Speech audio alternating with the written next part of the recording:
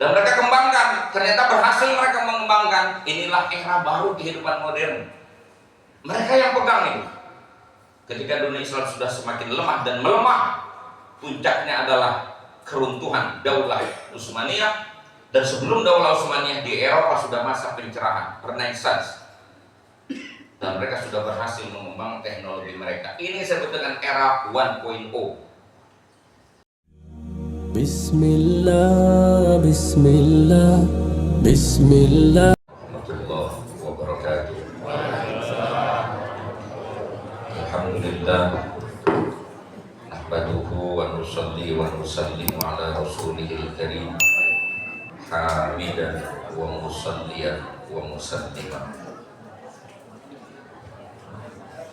Hadratil mukarramin wal muhtaramin, para kiai, para satid, para tokoh masyarakat, bil khusus sahibul wasilah fillah Kiai Haji Ustaz Husain, Kiai Haji Subhan Hashim,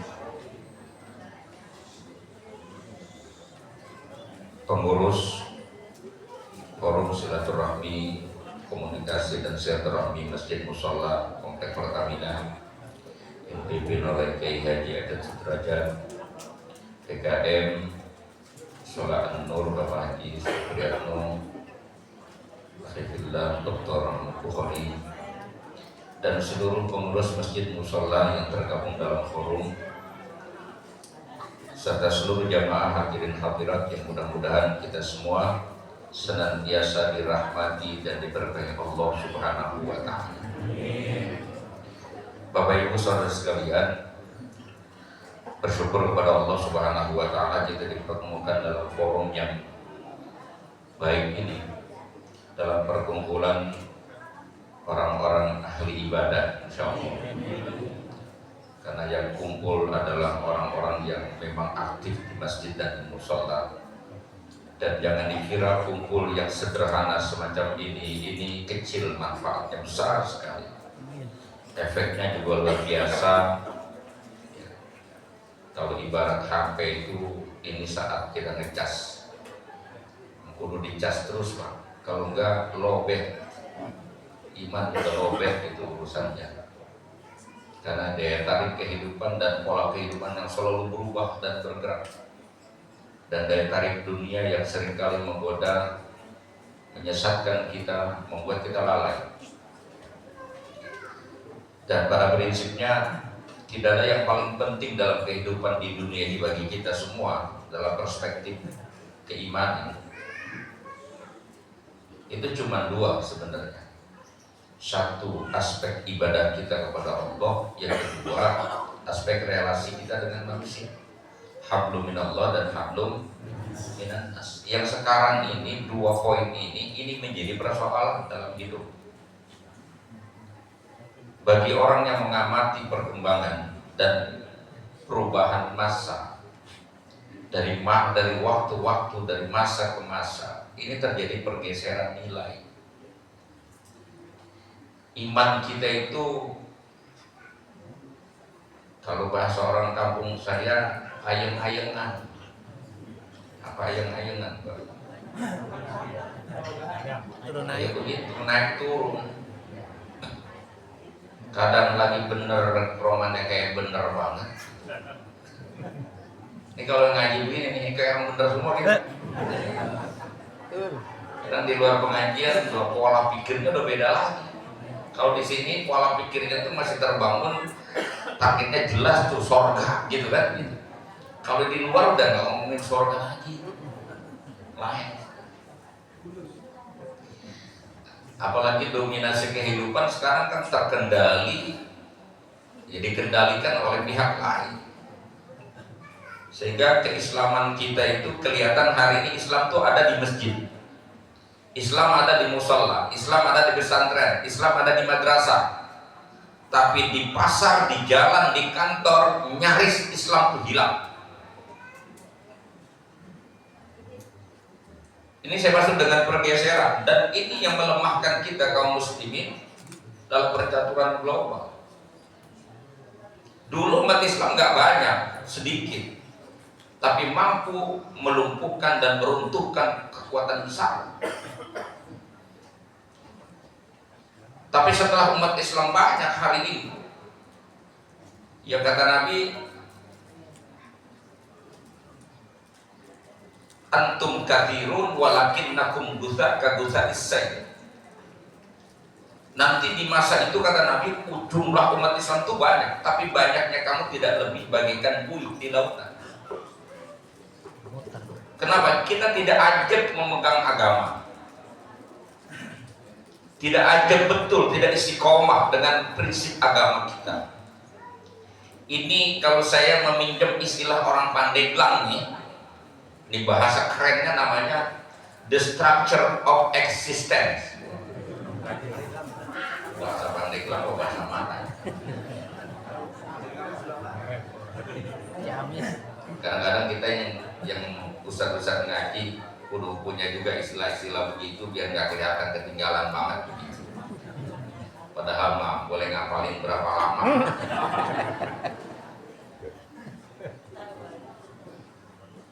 Itu pergeserannya ketika Rasulullah dan para nabi dulu, intinya kita ke Rasulullah saja lah, itu membawa prinsip kehidupan dan pola kehidupan yang terstruktur rapi, di mana yang namanya Tuhan, agama mengajarkan kita bertuhan, dan segala sesuatu yang terkait dengan agama itu urusannya kita dengan Tuhan, dan target kita adalah wusul ilallah, sampai kepada Tuhan.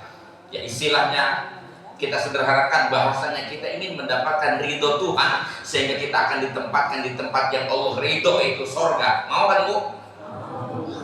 Mau, semuanya mau surga. Benar. Itu nomor satu itu. Semua yang terkait dengan Tuhan, yang terkait dengan agama, praktek-praktek agama itu ada di skala prioritas dalam hidup.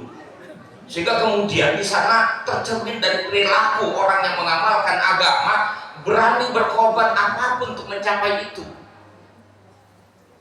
Ketika berhadapan dengan orang-orang yang tidak suka dengan kaum muslimin, menyerang kaum muslimin, bangkit orang Islam dengan semangat jihadnya.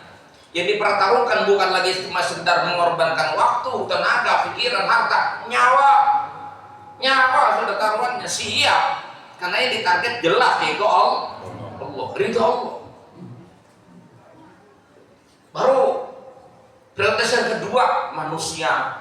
Kita mesti membangun relasi yang baik dengan sesama manusia. Tuh bahasanya kita harus silaturahmi, menyambung komunikasi, dan memang di situ nanti diukur baik buruknya Islam kita. Khairun nas anfa'uhum linnas, sebaik-baik manusia orang yang hidupnya banyak bermanfaat bagi orang lain. Artinya ada nilai kemanusiaan yang diajarkan oleh agama, dan Islam punya istilah sendiri. Ada idiom dalam Islam namanya silaturahim, hubungan kasih sayang. Relasinya berdasarkan prinsip kasih sayang, menumpahkan sayang kita kepada sesama, memberikan perhatian kita kepada sesama, bukan dengan kata-kata tapi dengan perilaku yang jelas. Memberikan kemanfaatan, berguna hidup kita bagi orang. Betapa beruntungnya orang kalau dia mati, orang kehilangan dia karena ingat dengan kebaikan-kebaikannya, sehingga tanpa disuruh orang dengan sukarela mendoakan dia. Betapa sialnya orang yang hidupnya tidak manfaat bagi orang lain, dia mati aja lah nggak tahu orang. Disebut namanya, masih hidup. Pernah dengar begitu?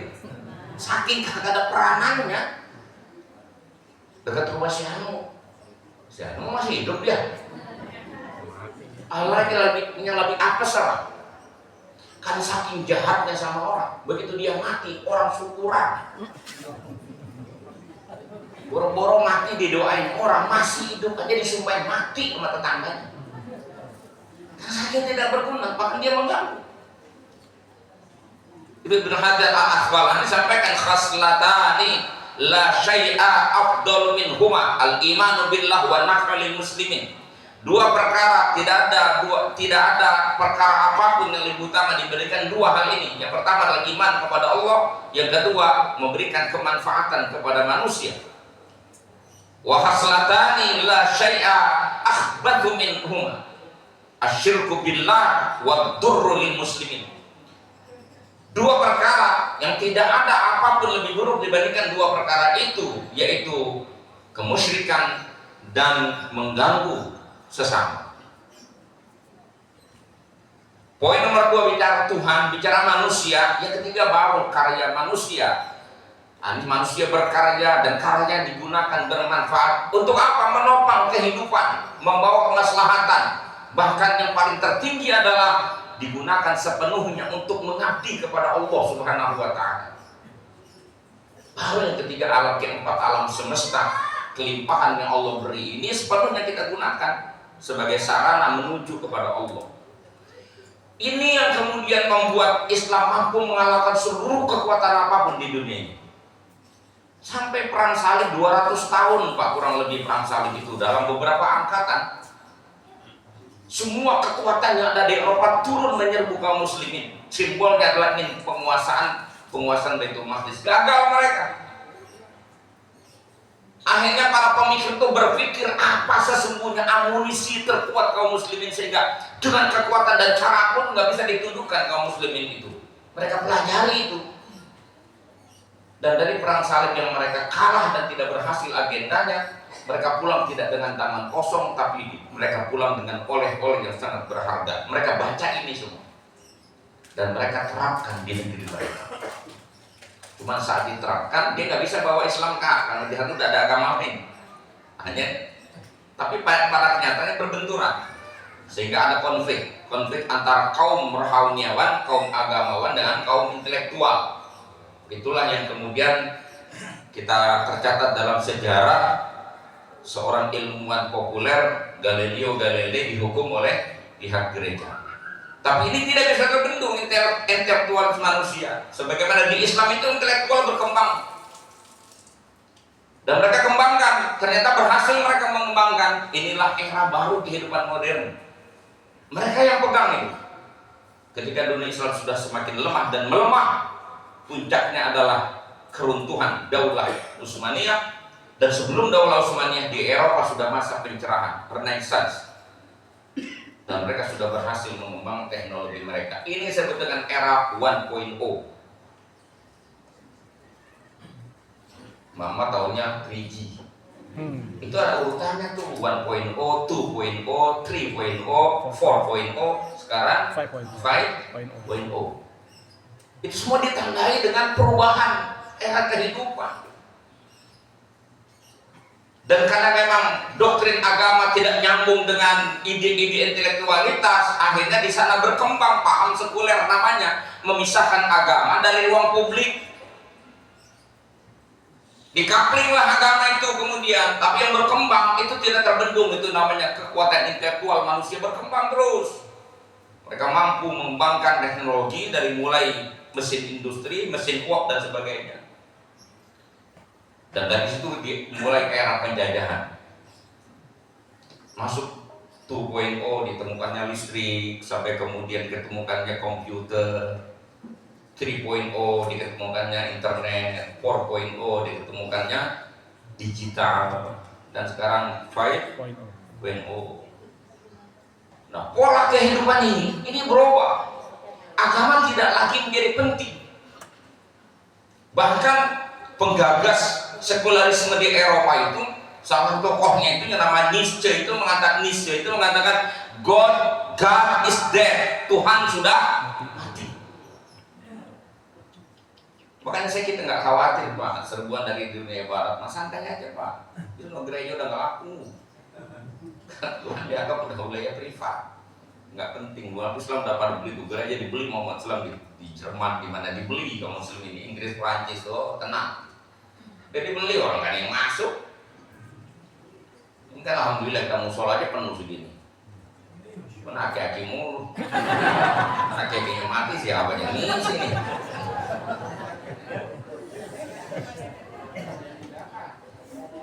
Jangan-jangan sama lagi kayak dia gitu.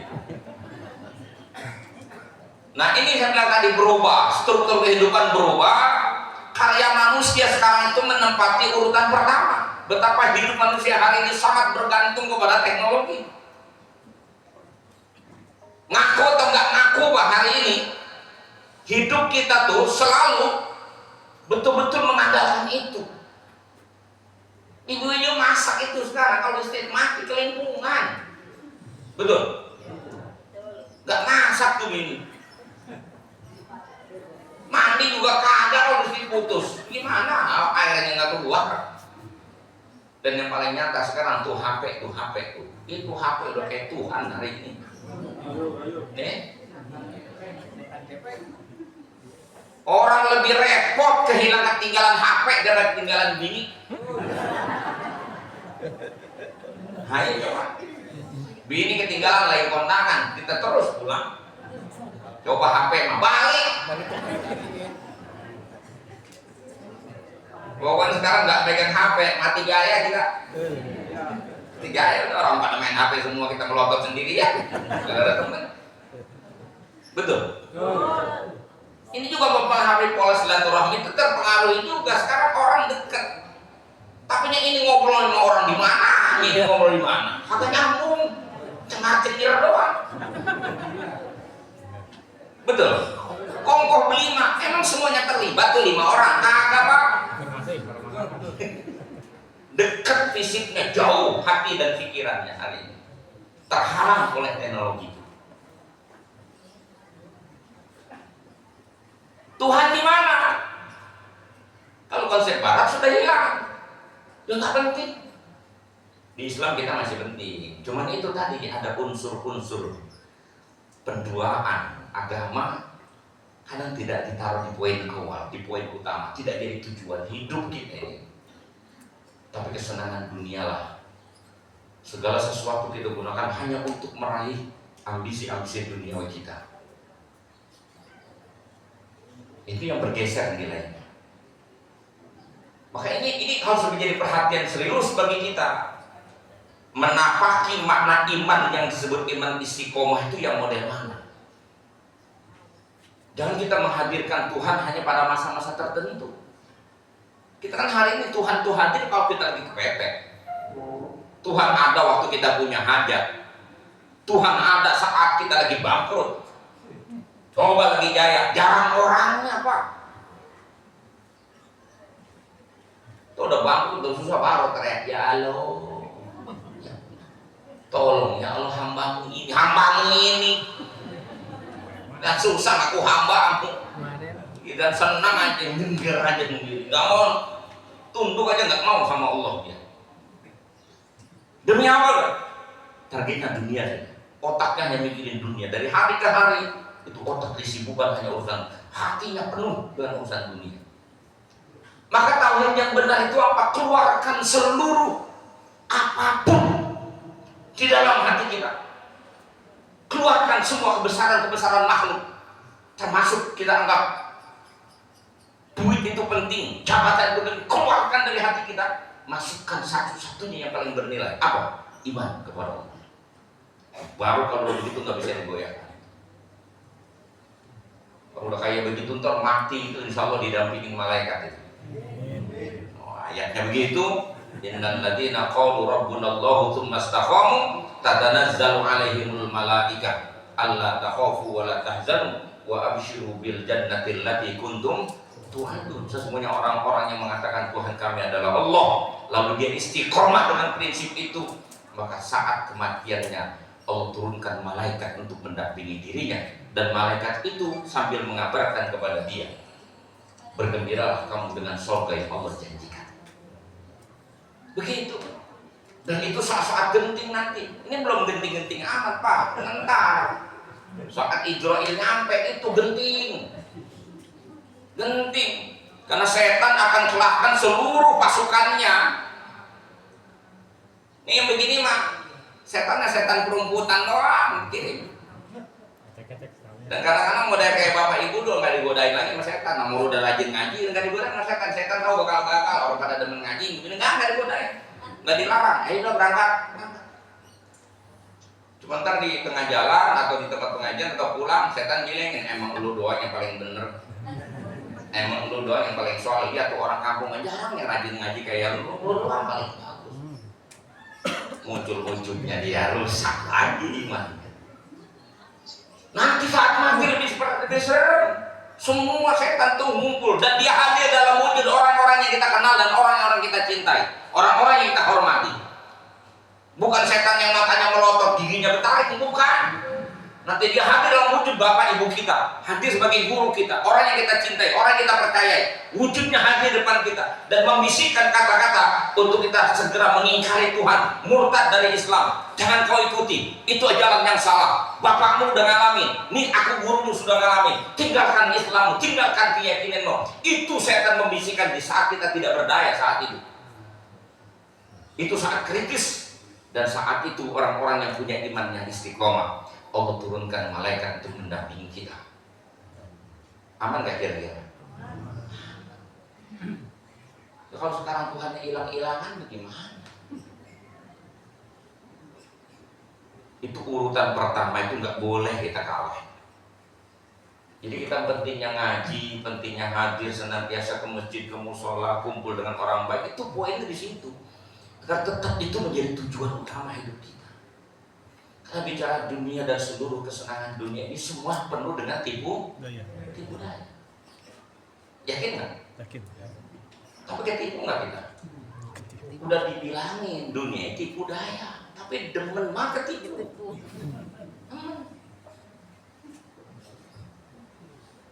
Entah udah tipu, baru sadar. Itu pun ya kadang-kadang begitu. Allah udah cekat nih semua nih, Pak. Pola pikir kita udah dicekat sama Allah. Orang tuh ketika dia mati, ya, hatta idza ja'akumul maut, qala rabbi irji'un. Ya Allah, kembalikan lagi kami ini ke Rempoa, apa namanya? Keranji. Balikin saya ke Keranji ya Allah. Mau ngapain? La'alli an amal sholihan fi ma taraktu. Mudah-mudahan saya bisa melakukan apa-apa kewajiban yang dulu pernah kami tinggalkan. Kata Allah, kalla innaha kalimatun huwa qailuha. Ngomong doang. Itu mau ucapan kemarin gue coba kali-kali juga ngomong begitu. Kemarin waktu bangkrut mau bilangnya begitu. Tak udah, kalau udah pulih lagi, dia mau rajin ngaji, mau rajin sedekah, duit kan gak mau dibuat nyawe lagi kayak kemarin-kemarin gitu. Begitu usahanya pulih lagi, dia ngancelan aja lagi. Kemarin main bola mulu, kakinya ke batang, sampai patah. Itu sakit, dia bilang, ya Allah sembuhkan penyakitku, udah habis ini maka udah baik, udah kagak mau main bola lagi, mau ke masjid aja, mau ke musola, mau ngaji aja dah. Gitu baik, pergi aja. Kemarin ngaji males, mancing marajin, nongkrong dulu di Empang, ke laut, minggu ini ke laut, minggu depan ke Empang, selalu nggak sempat diajak ngaji. Begitu dapat musibah, bilang, udah berhenti dah. Mau main di musola aja, mau ngaji aja, boro-boro. Itu sebabnya karena kita belum sampai level yakin dengan iman kita. Iman kita lebih bersifat doktrinal, warisan, bukan kesadaran. Makanya kita diwajibkan terus menggali ilmu pengetahuan untuk sampai pada wilayah yakin dan beragama bahwa itulah kebenaran yang harus saya jalani. Sehingga kita tidak tertipu oleh kamuflase dunia ini. Dan kita alhamdulillah memang belum sampai pada level mereka, level orang-orang sekuler itu tidak. Cuma mirip-mirip. Miripnya beda kadang-kadang saya bilang tadi itu Tuhan hilang gitu. Saya ini pengalaman namanya ngajar ngaji, ceramah-ceramah. Ya pasaran saya kan banyak kan di kampung-kampung yang jamaahnya. Jarang banget orang kayak mau ngaji, jarang. Jangan pengajian kalau ada tabligh akbar ribuan orang, saya pastikan 90% orang susah itu.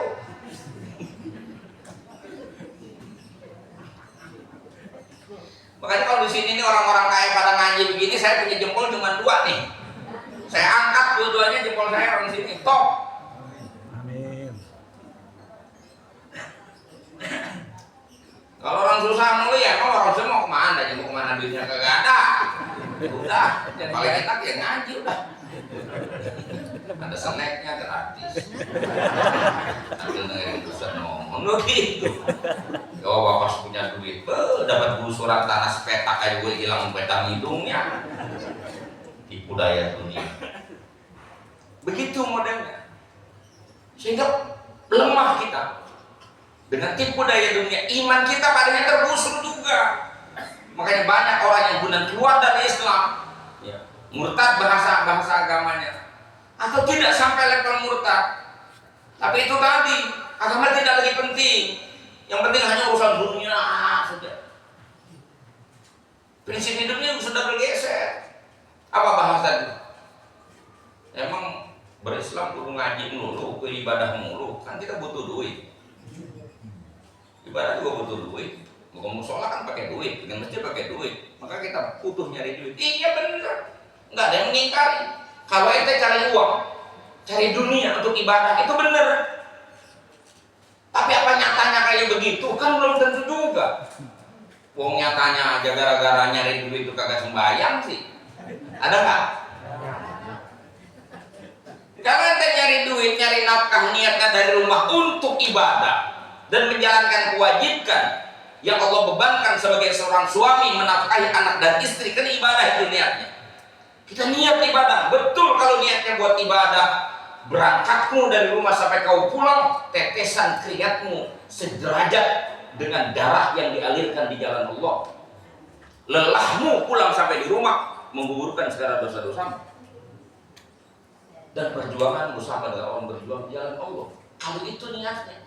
Tapi nyatanya kalau udah urusan dunia, roman agama nggak penting banget. Betul. Jangan bicara halal haram Pak. Halal haram semua orang tahu.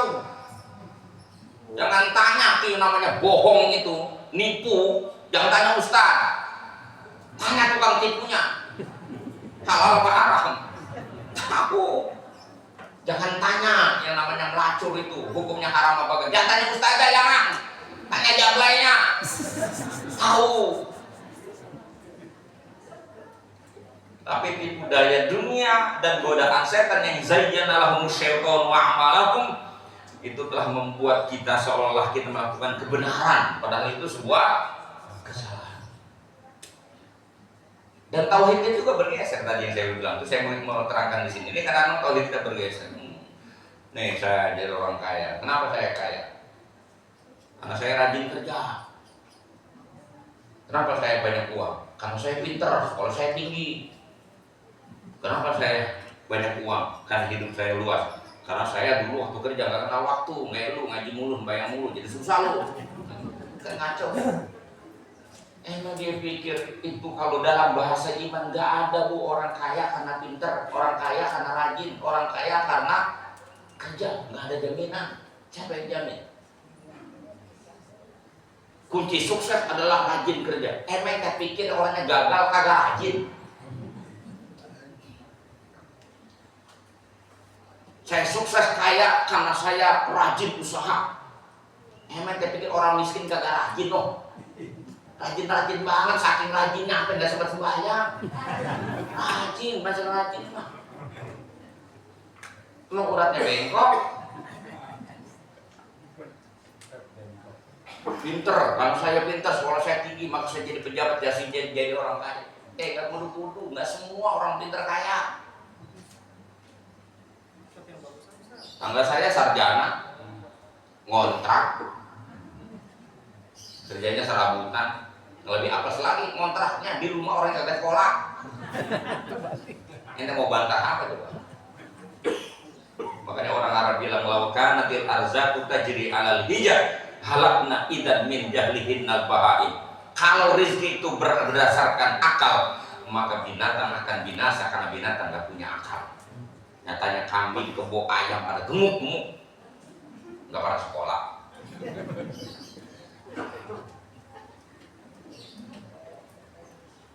Wah saya ente kerja, tapi ente kurang ulet kerjanya.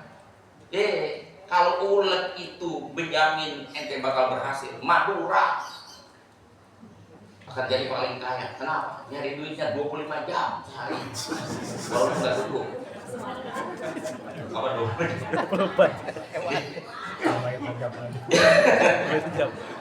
Kan kalau Alfamidi kan 24 jam. Dan orang Madura udah ngalahin Alfamidi. Kau gimana capek? Nggak bodoh-bodoh. Iman kita mengatakan berdasarkan ayat Quran itu inna rabbaka yabsutur rizqa liman yasha'u wa yaqdir. Sesungguhnya Tuhanmu Allah itu dialah yang meluaskan rizki bagi orang yang ia kehendaki, dan Dia yang menyempitkan rizki bagi orang yang ia kehendaki. Yang dikehendaki Allah punya keutamaan, dia dapat. Kembali kepada kehendak Allah pada akhirnya, itu etika kita bertuhan, sehingga Tuhan tuh hadir dalam hidup kita. Ini kalau gagal aja nyalain Tuhan, kalau berhasil lupa sama Tuhan. Nah, ini kan copy paste Korun namanya. Karena Korun kan ngomong begitu, innama utituhu ala ilmin indi. Saya ini memiliki kekayaan yang melimpah ini karena pengetahuanku. Nah, dia bilang begitu. Quran tuh tanya habis, bener kan? Innama utituhu ala ilmin indi. Apa prinsip begitu? Sekarang nggak ada di kalangan kaum muslimin. Banyak orang Islam juga bilang begitu kok. Saya ini karena saya pinter, karena saya rajin, karena saya sungguh-sungguh. Sehingga dengan begitu keyakinan kepada Allah menjadi hilang, seolah tidak ada Tuhan dalam hidup kita. Kita ditagih zakat, disuruh orang sedekah, ngebantah ya, karena merasa bukan punya Tuhan. Ini boleh kerja gua, kan bahaya itu loh, malam turunannya itu yang berbahaya. Dari prinsip yang salah punya turunan yang salah. Maka kita mesti luruskan dulu akidah kita itu, iman kita itu. Maka jangan pernah bosan hadir di pengajian. Walaupun kita nggak dapat banyak, nggak dapat bisa langsung pintar, enggak, paling tidak maknanya ngecas aja dulu Pak. Memperbaiki pemahaman pelan-pelan, meningkatkan keyakinan kita. Termasuk saya juga. Kalau ngomong begini kan kayak orang bener. Karena kan dalam pertarungan hidup juga berubah juga sama. Udah ngecas lagi, terus begitu. Makanya kalau forumnya simultan terus-menerus, semua kita jaga sampai endingnya terserah Allah. Kita udah ikhtiar. Ya mudah-mudahan kita mati dalam keadaan husnul. Itu berarti kita menempatkan, ya kata Nabi itu dua perkara penting hidup manusia. Yang pertama adalah iman kepada Allah. Ini mesti kita beresin betul, dan kita tidak boleh menggeser ini. Jadi Allah harus menjadi tujuan kita. Cara pandang kita juga mesti begitu. Tidak ada yang penting di dunia ini kalau tidak dikaitkan dengan Allah. Tidak ada yang berharga kecuali semua dikaitkan dengan Tuhan. Gak ada. Semua sampah pada akhirnya. Makanan yang kita cari jadi apa semua? Jadi energi. Kalau nggak ada imannya, bikin rajin maksiat. Duit banyak, iman nggak ada. Habis dia foya-foya, nggak buku lagu. Tidak minta sumbangan lah, nggak mau ngasih, dibilang ustaz minta sumbangan mulu. Jangan buat nyawer, buat mabok. Ada hitung-hitungan. Karena ada imannya. Kalau ada imannya enggak begitu. Dia lihat dulu mana yang benar, mana yang salah. Ini semua dari Allah dan harus dikembalikan kepada Allah. Itu yang paling penting. Maka nggak ada yang penting di dunia ini. Ilmu pun menjadi nggak penting kalau tidak digunakan untuk dekat dengan Allah. Man izdada ilman wa lam yazdad hudan lam yazdad minallahi illa bu'da. Orang yang ilmunya bertambah, pengetahuannya bertambah, kealimannya bertambah, tapi dia semakin dekat dengan Tuhan, ya berarti ilmunya membuat dia semakin jauh dari Allah. Nggak ada gunanya. Karena ayatnya itu lita'lamu annallaha ala kulli syai'in qadir. Puncak tertinggi pencapaian ilmu pengetahuan adalah kesadaran manusia akan Tuhan yang Maha Kuasa, sehingga kemudian dia hambakan dirinya sepenuhnya kepada Allah Subhanahu wa Ta'ala.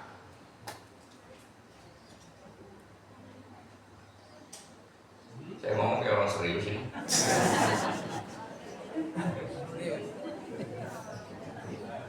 Dan poin yang kedua, kebaikan kita tidak hanya melulu urusan kita dengan Tuhan, karena agama mengajarkan kita relasi dengan manusia, dengan makhluk. Maka Nabi menyebutkan yang kedua itu an-naf'u lil muslimin.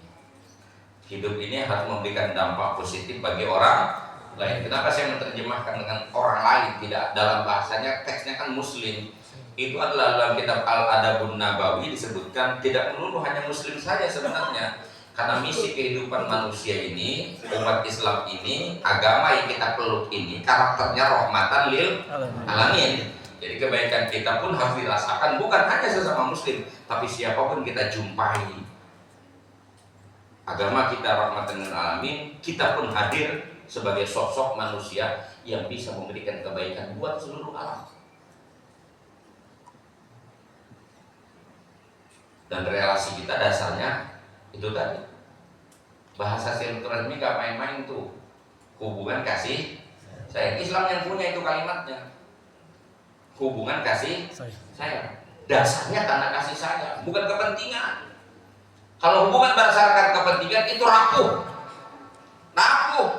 Coba kita berteman sama orang karena ngarep bisa minjem duit. Begitu minjem duit nggak dapat, bubar nggak saudara kita? Bubar. Ini hari memang ada orang bersaudara bikin komunitas, tapi yang ditargetkan keuntungan materi, keuntungan duniawi, nggak akan ada, Pak. Ada ikut ngaji cuma bisa supaya bisa ngawinin, gampang undang. Ada yang begitu, ada ibu-ibu rajin banget ngaji. 2 bulan sebelum ngawinin, majlis mana aja didatengin, supaya gampang nyebar undangan. Habis ngawinin berhenti ngaji. Suek kata saya. Ada Bang Ciputat begitu ada. Ada aja. Ini namanya agama dikapitalisasi. Hubungan kita dasarnya kasih sayang itu yang Nabi ajarkan. Irhamu man fil ard yarhamkum man fis sama. Sayangi yang ada di bumi, maka yang di langit akan sayang kepada Ar-Rahimun yarhamuhumur rahman. Orang yang punya jiwa pengasih penyayang akan disayangi oleh Allah yang Maha Penyayang. Kalau begitu kita membangun hubungan tidak pilih-pilih siapapun dia, apapun pangkat kedudukannya, apapun status sosial, kita akrabi. Ini milih-milih, kawan yang kaya aja, orang susah beli. Kalau orang kaya akrab, kalau orang susah nggak kenal. Kemudian begitu, kita sekarang begitu bersaudara. Kalau saudaranya kaya, lebaran tidak lagi kita datengin. Saudara yang susah mah, kampung sebelah, kita nggak tengok. Ada yang begitu ada? Resek. Itu nggak masuk ini, nggak masuk. Kita yang satu ide aja, yang kagak seide, yang tidak sepopulensi enggak lah. Jalin hubungan, jangankan yang satu iman Pak, yang beda iman saja kita disuruh membangun itu yang namanya nilai kemanusiaan, kebersamaan. Kalau bahasa kodim kan damai itu indah. Kalau bahasa Al-Quran wasulhu khair, gitu kan. Yang saya bilang ini kodim ngambil dari situ kan itu. Wasulhu khair. Damai itu indah. Membangun damai dasarnya kasih sayang. Itu makna silaturahim. Ketika saudara kita salah, kita ingatkan, kita tegur dia, kita ingatkan dia. Begitu dia tidak mau terima, ya udah nggak usah diributin. Masih ada kewajiban lain. Minimal apa? Doakan dia, semoga Allah kasih dia petunjuk supaya menemukan kebenaran, dan kesalahannya semoga diampuni oleh Allah Subhanahu wa taala. Itu karena kita punya kasih sayang. Kita doakan supaya diampuni dosanya dan Allah hantarkan dia ke jalan yang benar. Bukan dikit aja beda roman udah musuhan sampai mati.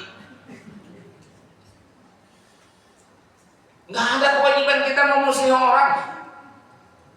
Kewajiban kita mengingatkan, menasehati, mendoakan. Itu kewajiban kita, itu namanya silaturahim. Dia susah kita hadir. Kita hadir. Jangan datang lagi orang lagi kaya doang. Susah nggak kenal. Makanya katanya jangan ukur temanmu saat kau senang, ukur saudaramu saat kau susah. Siapa yang datang ke rumahmu itulah satu-satunya saudaramu yang sebenarnya. Tapi jangan begitu juga. Ada sahabat ngajarin begini caranya. Kalau kita lagi senang, banyak yang minta sama kita, banyak yang ngerembengin kita, banyak yang minta tolong sama kita.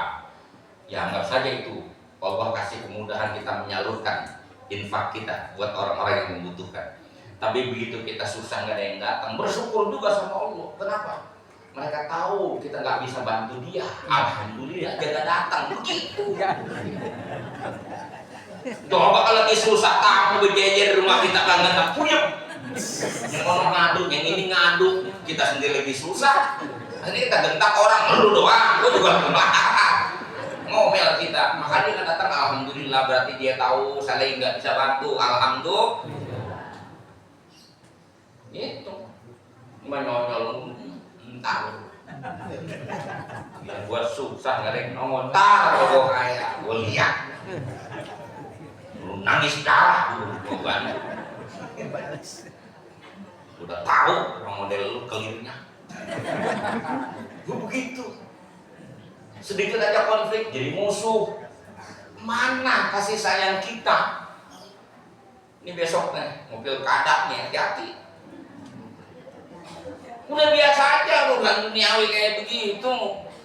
Biasa aja udah beda-beda. Jadi hidup itu berirama, biarin aja. Dan itu yang namanya berbeda udah dari sononya. Ente mau akur semua, nggak bisa. Mau kita lahir dari yang berbeda. Nih saya nih lahir ke dunia, ini gara-gara bapak saya temennya itu perempuan. Saya lahir, betul. Ibu lahir ke dunia itu karena ibunya ibu teman hidupnya laki-laki. Dari perbedaan laki dan perempuan ini menyatu, bersatu dalam satu rumah, lahir kita.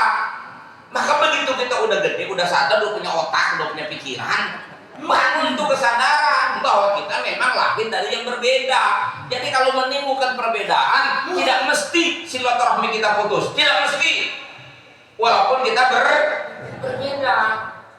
Itu semua keniscayaan, nggak ada orang hidup, nggak ada perbedaan, semua beda. Makanya saya dalam nasihat perkawinan juga saya bilang, nanti ada aki-aki biasanya ngasih nasihat sama cucunya, Neng, Tong, lu ntar rumah tangga kayak Nyai Amangkong.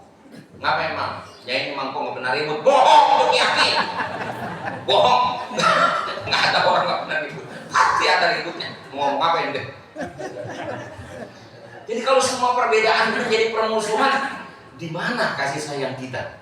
Coba kita gugat diri kita masing-masing di situ.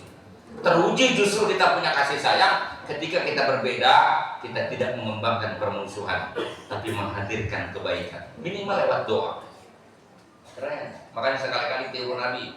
Nabi tuh doain musuhnya yang nyakitin. Bapak tahu nggak riwayatnya Nabi doain musuhnya?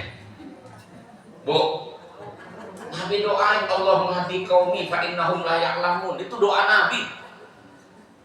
Maka kita kalau meniru Nabi sekali-kali doain tuh musuh tuh doain. Tuh tetangga yang suka nyakitin kita doain waktu kita lagi tahajud, doain ya Allah limpahkan kesehatan dan rezeki yang luas bagi dia. Gitu coba bisa nggak kira-kira? Kalau bisa keren, itu namanya punya kasih sayang. Jangan doanya sambil dulu. Nah. Lihat deh. Itu namanya nyumpain, bukan doain. Itu nggak punya kasih sayang.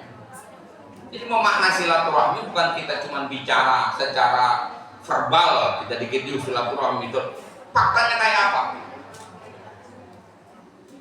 Dan kita berbuat bukan untuk mengambil manfaat, tapi kita berbuat menjadi saudara agar hidup kita lebih bermanfaat. Itu yang nggak boleh kita lupa. Jangan mengambil manfaat niatnya. Niatnya adalah memberikan manfaat.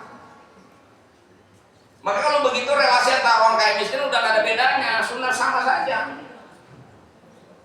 Coba kawan turun-turun yang kaya, yang susah turun-turun susah. Ada grup-grupnya. Tidak ada dalam Islam. Islam gak ada negara kasta. Kita semua sawasiyan, sama kita di hadapan Allah. Takwa kita yang membedakan.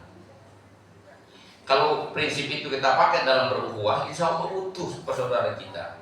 Sesekali berbeda biasa, nggak usah jadi musuhan. Ini diajarkan oleh Nabi kita, silman qata'a, sambung hubungan orang yang memutuskan hubungannya denganmu. Kau berdasar kan Nabi ngajarin. Sambung hubungan orang yang mutusin hubungannya denganmu. Kenapa? Karena nyambung hubungan yang udah ada itu mah biasa, nggak keren.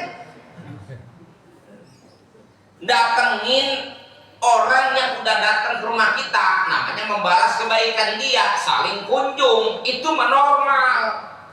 Yang keren itu kita masih mau datang kepada orang yang musuhin kita. Top nggak itu? Asal tebel muka aja kita. Mendisil gengsi kita yang berperang. Malu lah. Terkadang gue yang salah. Kalau dia yang salah kita. Gengsi. Itunya kayak begitu. Bahkan suami istri aja masih berlaku. Padahal satu rumah. Itu suami istri. Itu kalau bukan karena Allah limpahkan kasih sayang kepada kita yang lebih, udah bubar lama jauh-jauh rumah tangga kita. Udah lama rumah tangga kita bubar. Karena kalau menurutin ambok masing-masing, itu laki bini aja kalau ribut emang gampang tuh nanya. Ayo udah pengalaman masing-masing. Enggak. Suami padahal pengen banget bu, asal lagi marahan, udah nggak ngomong sama ibu. Saya kasih tahu bu ya, ini saya laki-laki jeritan suami. Cuman satu yang diharapkan perilaku istrinya, segera manjakan suamimu, tegur dia, sapa dia, layani dia, lumer artinya lumer, lulu. Ini biar gak kayak begini nih. Kalau main begitu mak lumer. Itu di hatinya ngomong, gue mah nih asal bini gue makan ditanjain juga udah, gue lupa daun nggak ada sudah yang beres segitu doang. Cuman kan bininya mangkreng juga. Kata bininya enak aja, udah gue masakin bodo amat, gue makan kek kagak kek gue taruh di meja. Akhirnya suaminya bikin kesinggung, kata suaminya, emang gue burung dara. Mending makan di restoran daripada makan di rumah. Manjang urusannya. Coba bangun sikap tasamuhnya, beres. Yang salah memaafkan, apa yang salah minta maaf, yang dizolimi selesai. Dan itu rumah tangga kita kan hidup satu rumah, yang tiap hari ketemu, ya memang lebih mudah beresinnya. Karena udah 3 hari saling kagak sapa kan udah pegel dua-duanya itu. Bayangin satu rumah, ketemu ngomong kagak, negor kagak, pegel udah. Secara kejiwaan mental itu udah drop tuh sebenarnya. Itu udah sama-sama pengen ditegur itu.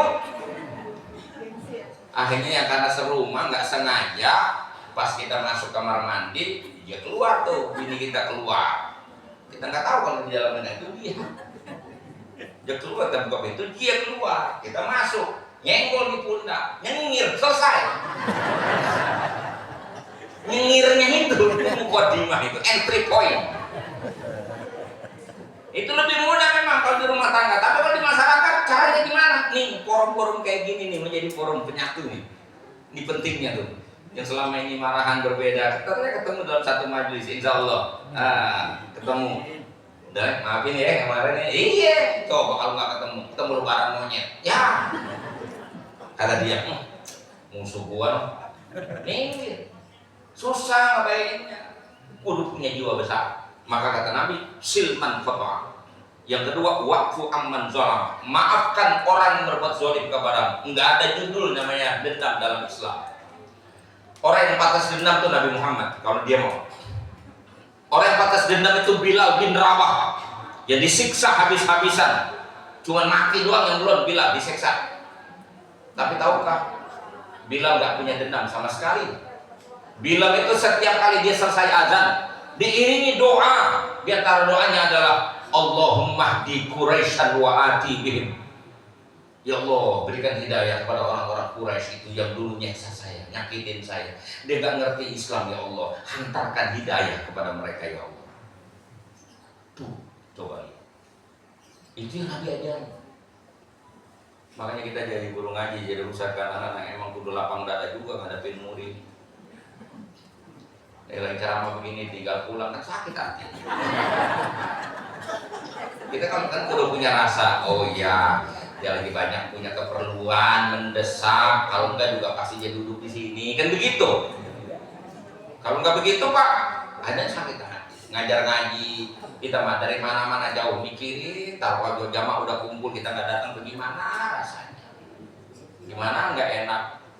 Akhirnya dari mana-mana kita pulang buru-buru datang ke pengajian. Kita pikirin jamaah, tapi jamaah mana ada pernah mikirin ustaz.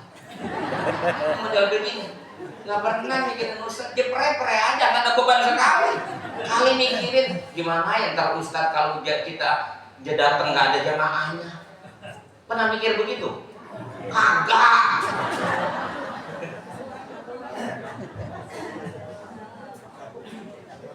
Makanya Ustaz dulu lapang dada, memaklumi jamaah. Puasa penutupan pengajian. Jamaah kan mikir harusnya. Pengajian libur hampir 2 bulan kan libur. Kadang-kadang bulan Rajab awal udah nutup, Syakban awal udah nutup pengajian. Nanti buka-buka lagi udah ujung sawah 2 bulan. Kan dipikirin 2 bulan Ustaz gak ada pendapatannya dari mana? Udah pikirin. Kan pikirin orang mah. Jangan diliburin aja, pikirin. Double. THR. Lo kan Ustaz selama libur ngaji ngojek. Biar punya dong rasa empati dan kasih. Biar punya pikiran jadi orang. Ya tapi yang begitu kita maklumi. Wa'fu amman. Ya Allah. Kalau di kampung masih mending kayak. Kalau di kampung masa penutupan pengajian memang lumayan bobolehan kita. Tapi kalau kita ngajar di kota-kotaan gitu, nggak punya pikiran sama itu. Pulang-pulang aja. Nggak pikirin kita libur 2 bulan kan nyari makan dari mana. Ini apa urusannya dengan silaturahmi sama beginian? Pak, ada urusannya. Bukan duitnya Pak, kepeduliannya. Loh, yang penting kan pedulinya itu loh Pak. Betul.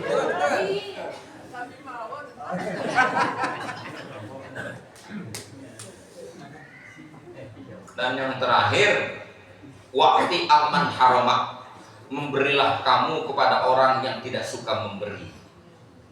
Ini bikin berat aja ini urusan. Kalau memberi kepada orang yang sudah memberi kita, gampang, dia datang ke rumah kita bawain makanan. Wajar kalau kemudian kita datang ke rumah dia juga bawa membalas kebaikan, normal. Belum keren itu mas standar. Yang keren itu saudara yang paling tetangga, yang paling sumur-umur, nggak pernah bagi. Kita selalu kita bagi. Iya.